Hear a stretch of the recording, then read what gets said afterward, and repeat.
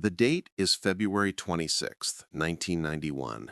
The place is a barren, wind-scoured stretch of Iraqi desert, known only by its map coordinates, a location so remote that most of the men stationed there couldn't point to it on anything but a military grid. To the outside world, this moment is the dramatic high point of Operation Desert Storm. But for the armored crews of the Tawakalna division of the Iraqi Republican Guard, this is simply the edge of existence, the farthest reach of everything familiar. The weather is apocalyptic. A shamal, a roaring, blinding sandstorm, has swallowed the battlefield. Visibility has collapsed to under 1,000 meters, in many spots to less than 50. The sky is neither day nor night. It is a suffocating swirl of brown and gray dust that devours light, muffles sound, and turns the world into a featureless void.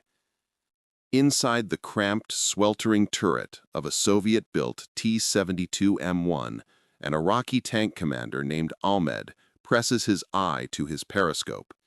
He sees nothing. The battlefield has vanished. Ahmed is no poorly trained conscript. He belongs to the elite Republican Guard, the armored spearhead of Saddam Hussein's military might. He has fought Iranian forces for years. He understands the tempo of armored warfare, and he knows one iron rule: tanks do not fight in weather like this. Soviet doctrine, the manual that governs every move he and his division make, is explicit.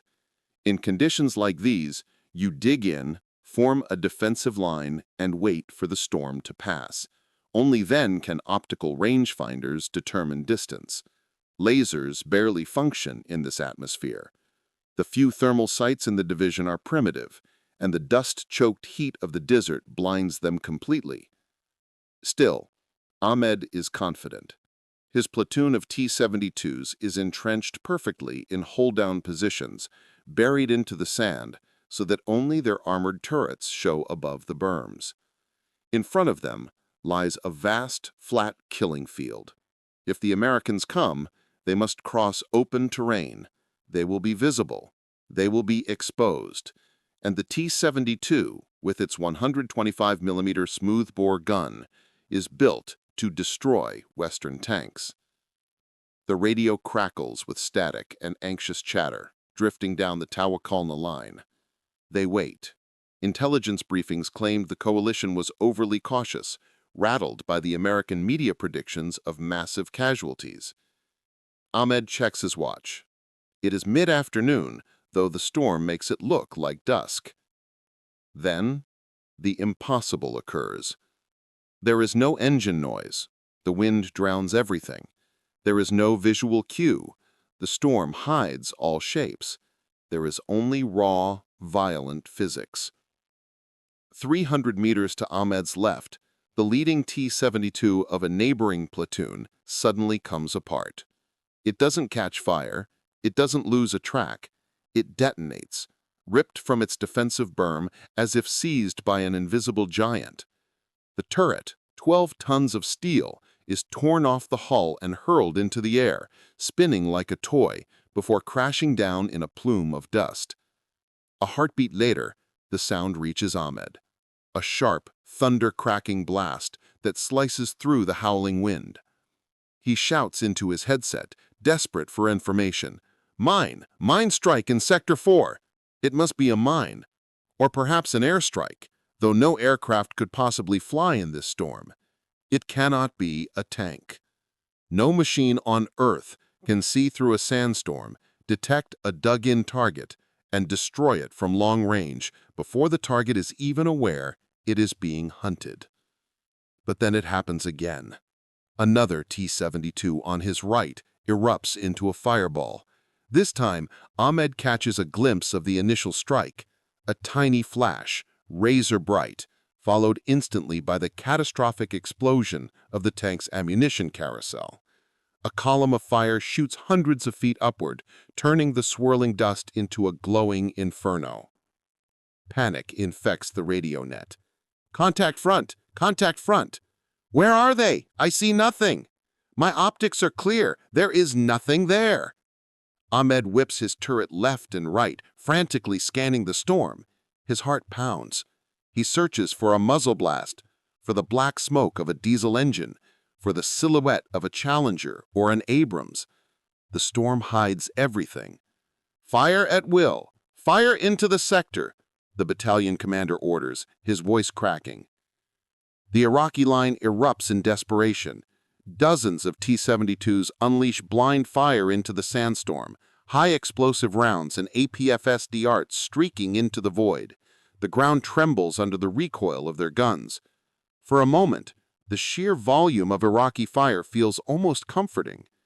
They are the Republican Guard, the lions of Babylon.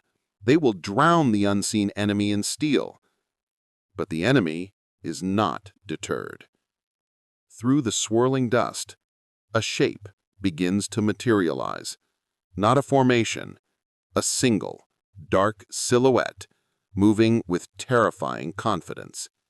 It bursts from the storm not slowly, but at attack speed, roughly 30 kilometers per hour, gliding over the dunes with mechanical precision. Ahmed goes rigid. The outline is wrong, too low, too wide. The turret is angular, sharp, alien compared to the rounded domes of Soviet designs. And the gun remains perfectly level, stabilized as if untouched by the rugged terrain. He watches, frozen, as the gun on the approaching shadow recoils. The flash is strange, clean, almost smokeless. Before Ahmed can even register the shot, the T-72 directly ahead, his platoon sergeant's tank, explodes. The projectile moves too fast to be seen. It slams into the glacis plate, the thickest part of the T-72's armor. It neither deflects nor breaks apart. It passes through the hardened steel as though the tank were made of soft clay. The interior is vaporized instantly. The dark shape continues forward. It does not pause. It does not readjust. It does not need to. The American tank continues firing while in motion, sliding through the sand like a predator cutting through murky water. It is completely surrounded. According to every traditional rule of armored warfare, this lone intruder has driven straight into a perfect kill zone. Within engagement range are at least 6 T-72 tanks and 4 BMP infantry fighting vehicles. Ahmed understands this instantly and shouts at his gunner, "Target front, 400 meters! Fire! Fire!" The gunner fights frantically with the manual controls, trying to line up the crude reticle on the fast-moving silhouette. The autoloader slams a sabot round into the breech of Ahmed's cannon. "Identified," the gunner calls. "Kill it," Ahmed commands. The T-72 lurches backward as it fires. The round streaks across the distance. It is a solid shot. In normal circumstances, it should be a killing blow. But the impossible repeats itself. The sabot hits the front armor of the American machine, explodes into a shower of sparks, and the tank keeps advancing, completely unharmed. The Soviet-designed penetrator, capable of piercing the armor of a Chieftain or an M60 Patton, shatters uselessly against the skin of this new adversary. It doesn't even force the vehicle to slow down. The American tank's turret begins to rotate. Slowly, methodically, like a mechanical executioner, it turns until the muzzle, black, steady, unblinking, is aimed directly at Ahmed's tank. The realization slams into him with the weight of a physical impact. This is not a fight. This is an extermination. They are not facing a tank. They are facing a phantom that can see through darkness, glide through storms, and ignore their strongest weapons. If you want to understand the hidden history of the Cold War and the technologies that shaped it, subscribe to Cold War Impact. We examine the secretive, the classified, and the catastrophic. But right now, in this moment in 1991, the stakes go far beyond the fate of a few armored crews. This battle is the first real confrontation between Soviet military philosophy and modern Western technology in nearly 40 years. For decades, the USSR exported its doctrine and machinery worldwide. The T-72 was the hammer of the Warsaw Pact, the protective wall of the Eastern Bloc. Thousands of them sat in bases from East Berlin to Vladivostok, ready to surge through the Fulda Gap at a moment's notice. The entire defensive posture of the Soviet Union rested on one belief: their armor was roughly equal to that of the West. In a direct clash, sheer numbers and rugged engineering would carry the day. But if Ahmed and his unit are annihilated here, if they are erased by an opponent they cannot see and cannot damage, it means the Soviets have been lying to themselves. It means the tanks guarding Moscow are obsolete. It means the geopolitical balance that kept the world in a nuclear stalemate for half a century has already shifted, and the Soviets didn't notice. Inside his turret, Ahmed cares nothing for geopolitics. His focus is on a red indicator glowing on his control panel. The enemy's laser is locked onto his tank. He watches the American vehicle, now less than 200 meters away, loom out of the storm like a steel leviathan. He keys his mic one final time. His voice trembles, filled with the same confusion that soon will grip Soviet officers thousands of miles away. "It's not stopping," he whispers. "Why is it not stopping?" The American tank fires. The silence that follows the slaughter is heavier than the storm itself. In the Republican Guard's Tactical Operations Center, deep inside a fortified bunker near the Kuwaiti border, radio operators are no longer shouting. They simply stare numbly at their equipment. The chaotic web of grease pencil symbols on the acetate map, icons representing companies, platoons, and battalions of the Tawakalna Division, has gone still. One by one, the desperate calls for reinforcements, artillery support, and medical evacuations are replaced by the empty hiss of dead air.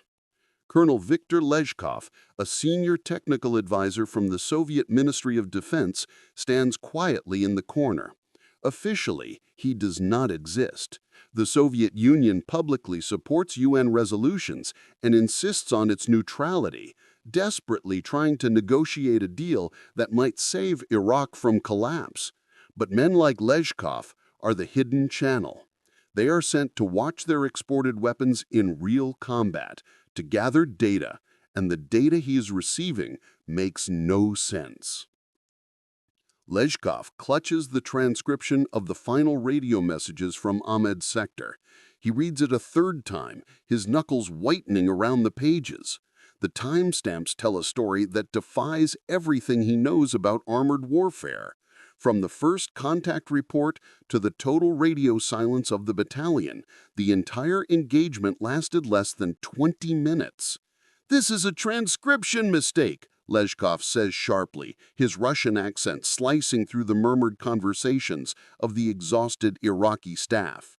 He tosses the paper onto the operations map. "You compress the timeline. A dug-in battalion of T-72 tanks does not disappear in 20 minutes. Even if overrun, there would be close combat. There would be survivors."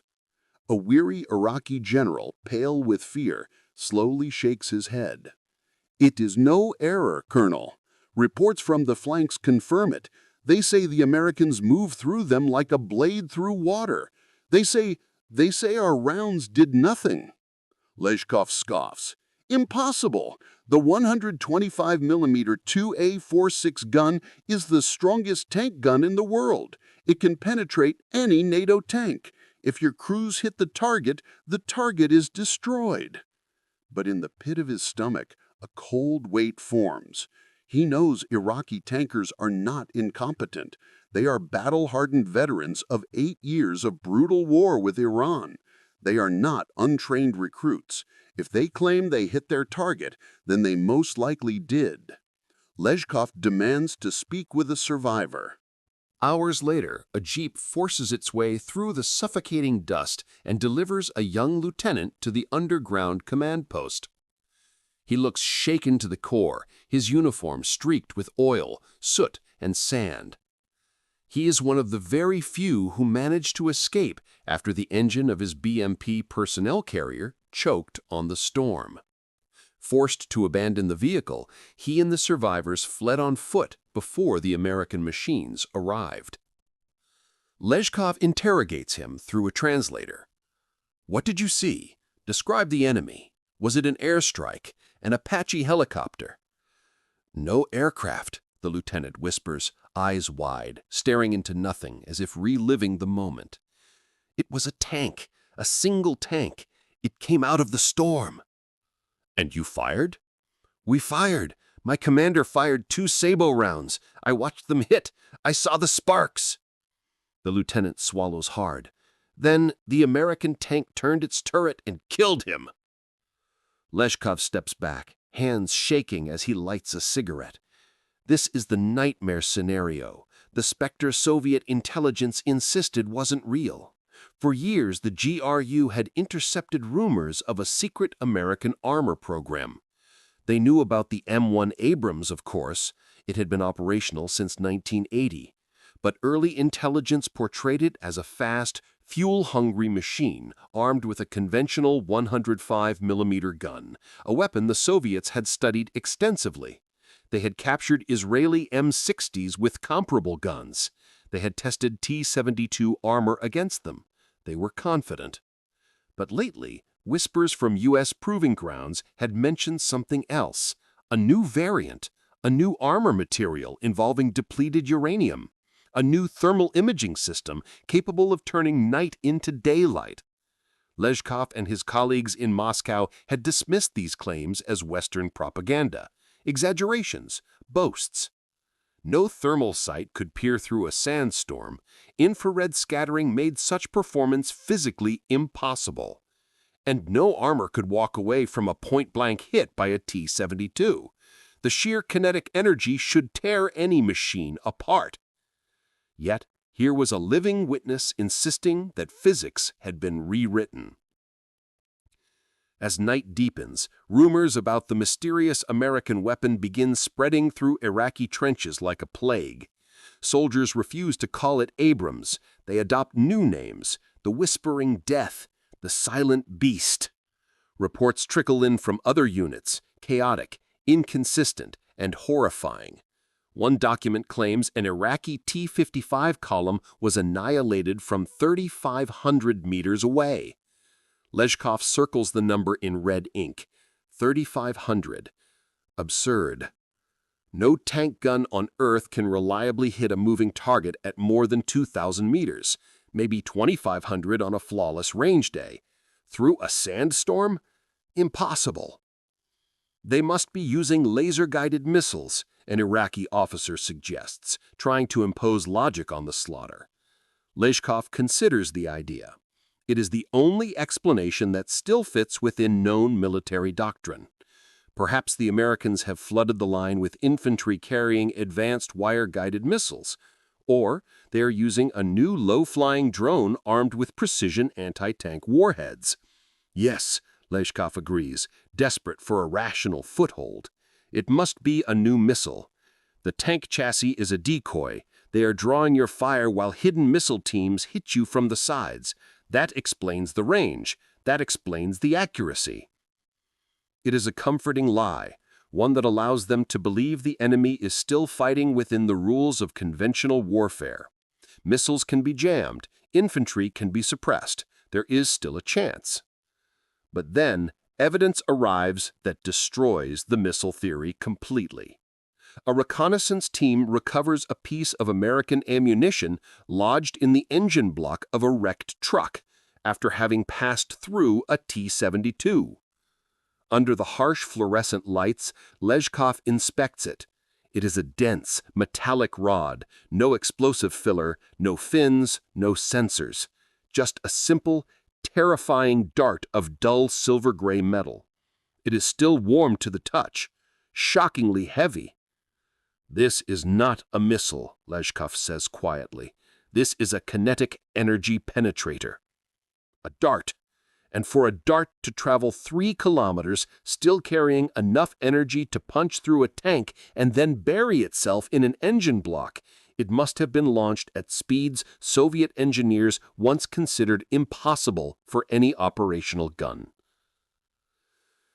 Confusion in the bunker thickens into dread. If the Americans can hit them from ranges where the Iraqis cannot even detect them, if T-72 armor offers no protection, then digging in is suicide. "What do we do?" an Iraqi general asks. "Retreat? If you retreat, they will kill you from behind. You cannot outrun them." Reports say they moved at 40 kilometers per hour off-road. The Soviet advisors scrambled to send a coded cable to Moscow. It is not a status update. It is a plea. Subject: unknown American heavy armor capability. Sector Tawakalna suffering 100% losses. Enemy engaging beyond visual range in zero visibility. Armor appears immune to 125mm AP-FSDS. Possible unknown composite armor. Possible advanced thermal targeting. Request immediate countermeasures. Moscow's response hours later is useless. A bureaucratic shrug. Intelligence confirms M1 Abrams vulnerable from side and rear. Close distance. Use smoke screens. Avoid long-range engagements. Leshkov crushes the message in his hand. "Use smoke screens," he mutters bitterly. "We are in a sandstorm. The world is a smoke screen, and they can still see us." They are drawing the wrong conclusions because they are asking the wrong questions. They want to know how the Americans fight. They should be asking what the Americans have built. They assume this is a duel between tanks, steel versus steel, a heavyweight brawl. They assume they are dealing with incremental improvement, a stronger gun, a better armor plate. But as dusk settles on February 26th and the storm howls across the desert, the truth is about to reveal itself. The Americans have not sent a few tanks probing the line. The lone vehicle the lieutenant saw was not a solitary hunter. It was the spear point of something far larger.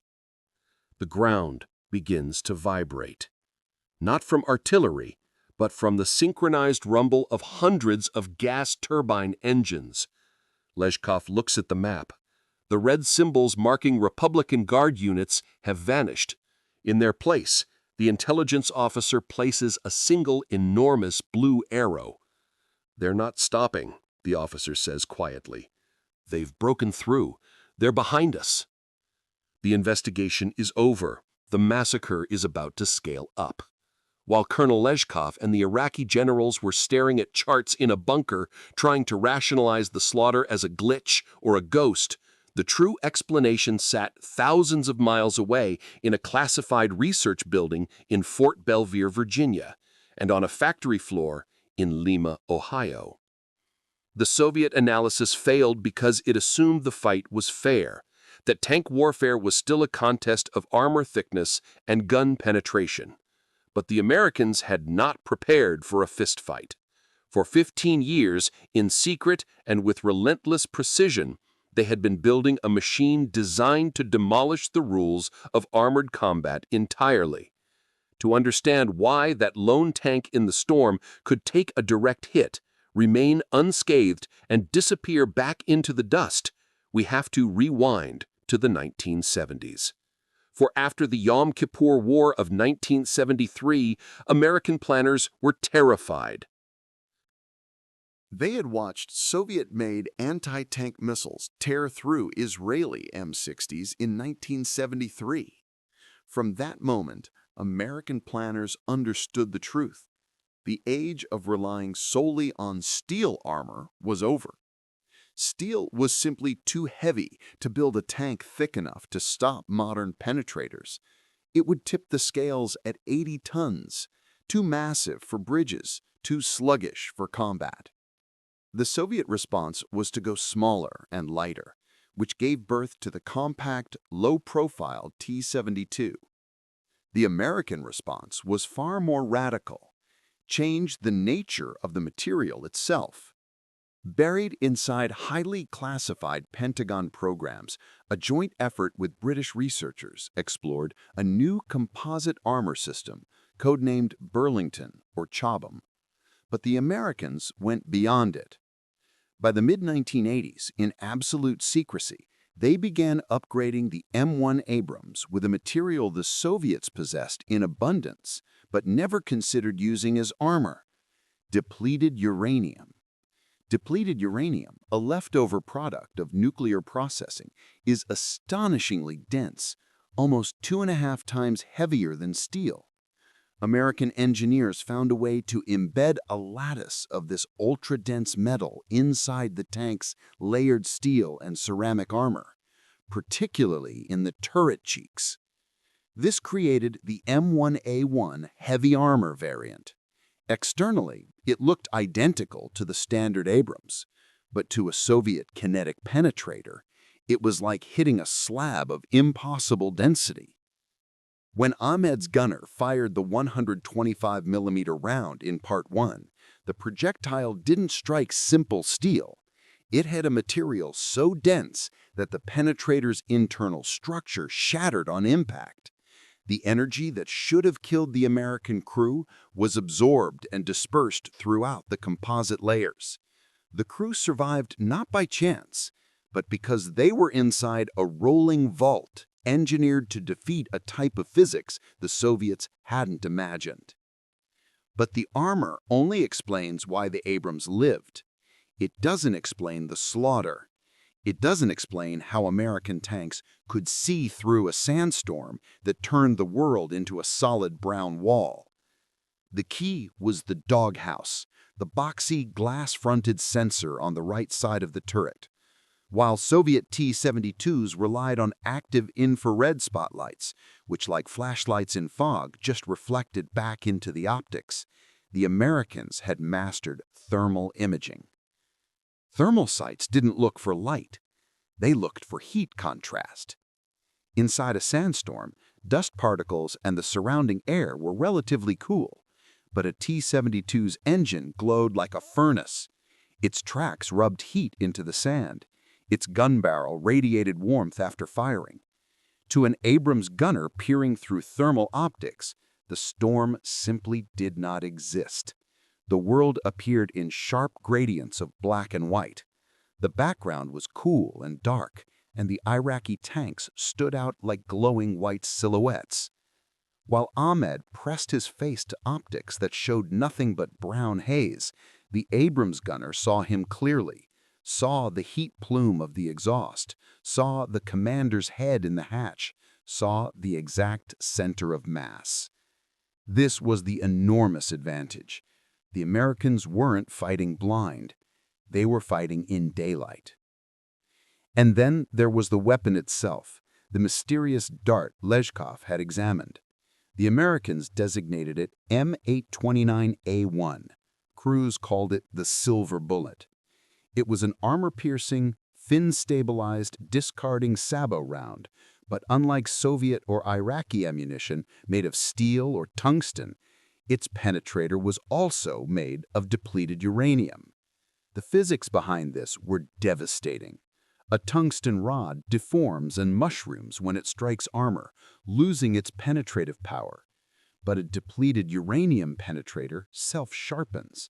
Layers shear away in a way that keeps the point intact, maintaining its energy the deeper it goes. Even worse, depleted uranium is pyrophoric, meaning the dust created as it cuts through armor spontaneously ignites from friction. So when the Abrams fired at a T-72 from 3 kilometers away, it launched a dart moving at 1,500 meters per second, indifferent to wind, sand, or weather. It sliced through the glass's plate like a sewing needle through fabric and flooded the interior with burning metal. The fuel ignited. The ammunition carousel, positioned unprotected under the turret, detonated. The impossible moment from Part 1 was merely the intersection of three technologies acting together: heavy composite armor, thermal imaging, and depleted uranium penetrators. Now shift inside that American tank, call sign Eagle 6. The environment is not frantic. It is a calm, practiced rhythm of lethal professionalism. The tank commander, a captain, is not shouting. He studies his display and gives a simple, steady order. Driver, stop. The turbine engine winds down into a soft, high-pitched hum, nothing like the loud diesel roar the Iraqis were listening for, which is why they never heard the Abrams coming. Gunner, Sabo, tank, direct front. Through the thermal viewer, the gunner watches the glowing white shape of a T-72 at 1,700 meters.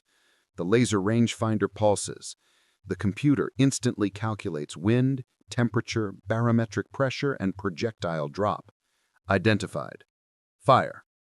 The round leaves the cannon. The breech recoils. The smell of propellant fills the turret. Target destroyed. The commander says flatly. Driver, move. Scan right. They are outnumbered and surrounded by an entire armored division, but in the blindness of the storm, numbers mean nothing. The T-72s are like blind men swinging clubs. The Abrams is a sniper with night vision goggles. The mystery is solved, but the story is not over, because the Soviets and Iraqis are about to face the truth. What happens when an entire armored cavalry regiment, equipped with these technologies, smashes into their line at full force? The analysis phase is finished. The real blow is about to land. Late in the afternoon, the sandstorm begins to break. The suffocating wall of dust thins into a drifting haze. For the Iraqi commanders of the Tawakkal-Nanala division, this should have been a moment of relief. With visibility returning, they could finally use their optics again. Restored visibility should have meant hope for the Iraqi defenders. It should have allowed them to coordinate, to use their optics again, to finally bring the mysterious attacker into the open where battalions of guns could tear it apart in daylight. Colonel Lezhkov, monitoring the battle through a secure rear area link, fully expected a counterstrike. Now you can see them, he told the Iraqi general. Now you can overwhelm them. They must be low on fuel. They must have outrun their supply lines. But when the haze thinned and the ghost was finally exposed, every man peering through a gun sight felt his stomach drop. It was not a single tank. It was not a rogue patrol. Stretching across the clearing horizon, emerging from the dissolving storm like a line of steel leviathans, was the entire 2nd Armored Cavalry Regiment of the United States Army. Perfectly spaced, turrets sweeping in unison, advancing with a relentless, unstoppable momentum. The lone tank from earlier had simply been the tip of a vast armored wave. For the Soviet advisors in the bunker, the realization hit as hard as a physical blow. This was the moment they had feared since 1945. They were not facing an equal opponent, they were staring at a superior species. What followed, the Battle of 73 Easting, was not a battle at all. It was a dismantling. The Iraqi soldiers fought courageously, but their efforts were hopeless. As the American Abrams tanks crested the dunes, the T-72s opened fire in desperation. This was the moment the Soviet investigation reached its grim conclusion. Reports flooded in. Target hit, no effect. Target hit again, no effect. Iraqi crews were landing direct strikes. They were following Soviet doctrine to the letter, waiting until the enemy reached inside 1,000 meters, firing their best penetrators, and still nothing happened. The Abrams simply absorbed the impacts and kept driving forward. The Soviet rounds shattered against the depleted uranium armor, leaving little more than faint gray smears on the surface. Then the Americans returned fire. The technological gulf became horrifyingly clear in the brutality of the Abrams counterattack. Soviet designers had placed the T-72's ammunition carousel beneath the turret to conserve space, a calculated gamble, assuming the tank's low profile would keep it safe. They were disastrously wrong. When a depleted uranium penetrator pierced a T-72, it instantly ignited the ammunition carousel. The resulting overpressure detonated so violently that it hurled the turret, a 12-ton piece of armor, into the air. Lezhkov stared at fresh aerial reconnaissance photos. Row after row of T-72 hulls lay scattered across the desert, their turrets blown off and resting upside down meters away. It looked as though some giant child had wandered through the sand, popping the heads off toy soldiers. The collapse of Soviet armored doctrine was laid bare in a single company's performance. Eagle Troop, just 12 Abrams tanks, annihilated 28 Iraqi tanks, 16 armored personnel carriers, 30 trucks in only 23 minutes. American losses? 0. Not one U.S. tank was destroyed. Soviet advisors urged the Iraqis to deploy reserves to bring BMP-2 infantry fighting vehicles around the flanks in hopes of hitting the Abrams from the side or rear. It was suicide. The Abrams, with digital fire control computers decades ahead of Soviet designs, was engaging and destroying moving BMPs at ranges of 2,000 meters, all while charging across broken desert at 30 kilometers per hour. Soviet doctrine relied on the offensive spirit, the belief that aggression, maneuver, and numbers could smother a technologically superior foe. But at 73 Easting, mass simply provided more targets. By nightfall, the distant skyline was lit by the burning wrecks of the Tawakalana division. The mystery of the invulnerable tank had been unraveled, and the truth was even worse than the speculation. The Soviet Union had spent 40 years preparing for a war they had already lost, not on the battlefield, but in American laboratories in Virginia and factories in Ohio. In the bunker, the Iraqi general turned to Colonel Lezhkov. His pride was gone. His fury was gone. Only the hollow stare of a man watching his reality implode remained. "He's not stopping," he whispered. "They can see in the dark, they shoot through our armor, and we can't even scratch them." Lezhkov didn't respond. His mind was already in Moscow. He was thinking about the thousands of T-72s parked in East German depots. He was thinking about the dire report he would soon have to write.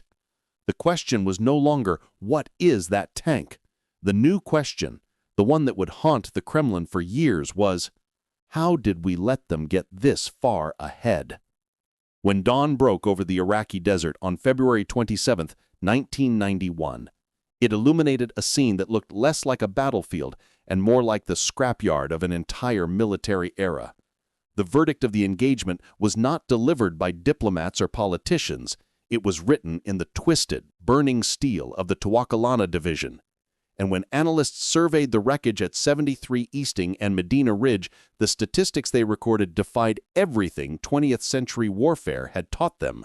In just 100 hours of ground operations, coalition forces destroyed or captured more than 3,000 Iraqi tanks, and on the opposite side of that balance sheet stood a brutal, undeniable number. The total count of M1 Abrams tanks knocked out by T-72 fire was 0. Not very few, not a negligible number, 0. A small number of Abrams had been damaged by mines. A few were hit accidentally by friendly fire during the chaos of nighttime engagements. But in direct tank-on-tank combat, the crown jewel of the Soviet export catalog, the T-72 with its 125mm gun, failed to inflict a single catastrophic kill against the frontal armor of the American main battle tank. For Colonel Lezhkov and the generals back in Moscow, this statistic wasn't just alarming, it was a funeral bell tolling for the Soviet Union as a military superpower.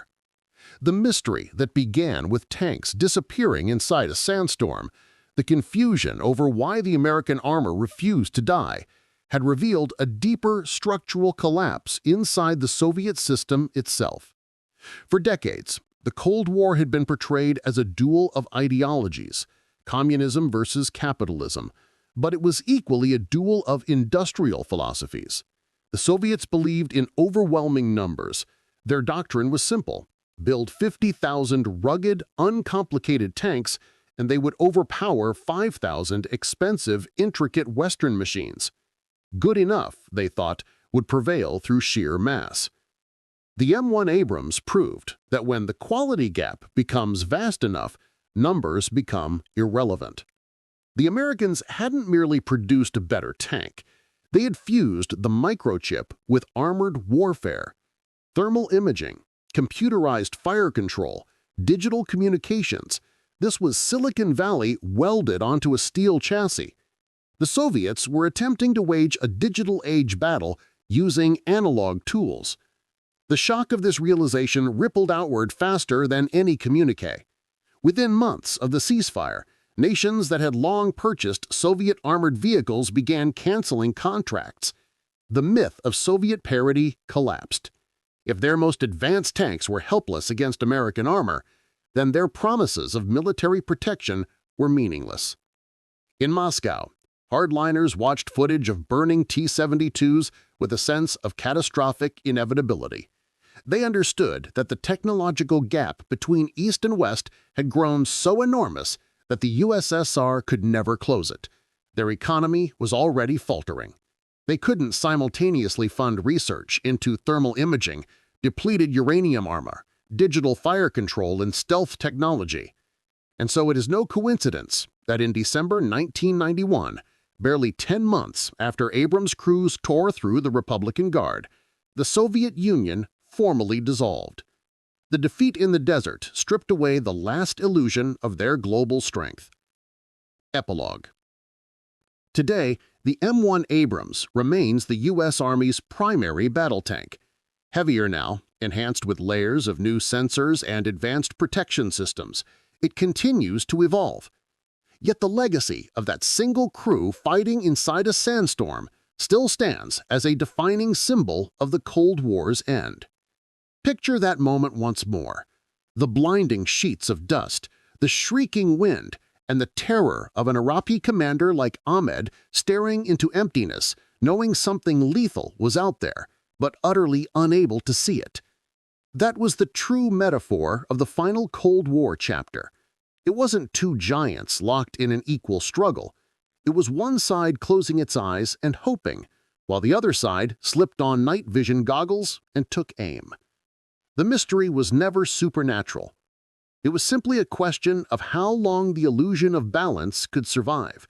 And on a dusty afternoon in 1991, a depleted uranium sabot round moving at 1,500 meters per second finally shattered that illusion once and for all.